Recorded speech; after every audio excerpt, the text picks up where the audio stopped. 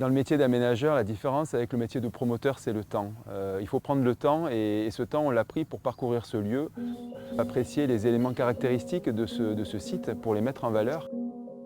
Ce quartier, à l'époque, était un quartier à vocation plutôt artisanale et pavillonnaire. Et donc en 2009, voilà, la commune a décidé de réinvestir un espace en friche et de créer un quartier qui accueille plus de 500 habitants.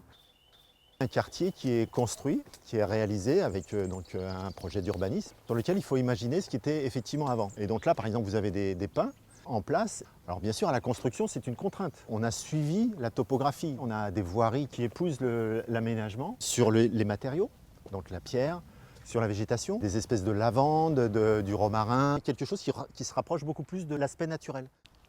Les immeubles ne sont pas trop hauts, on ne se gêne pas et surtout les immeubles sont bien espacés.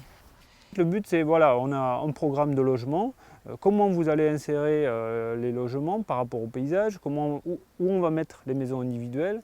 Alors nous, l'idée, on s'est dit, attendez, forcément, il faut tracer une route. La route, en fait, on l'a tracée avec les végétaux existants. Donc l'idée, c'était vraiment de préserver la végétation et même de la mettre en valeur.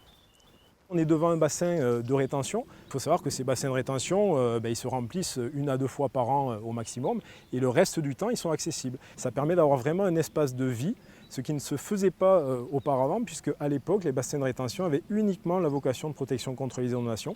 On a travaillé avec des pentes très douces et on est venu en fait compléter tous les talus avec de la végétation. Dans les espaces verts, ce qu'on fait, ça se voit tout de suite et ça se voit aussi sur du long terme au fur et à mesure que les végétaux prennent leur place. C'est la reconnaissance des végétaux qu'on a produits localement et qui aujourd'hui se retrouvent ici alors qu'ils ont été produits à peine à 30 km de là. On a eu une époque, un été assez sec quand même difficile pour les végétaux. Il n'y a pas d'arrosage automatique, il n'y a pas eu d'arrosage complémentaire, les végétaux s'en sont sortis.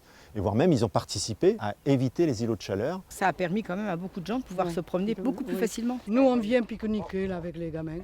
Aujourd'hui, ce quartier, il a à la fois du sens pour ses habitants, mais également pour les habitants de la commune qui y trouvent un lieu de calme, un lieu de sérénité. Amener le paysage au sein d'un projet d'urbanisme.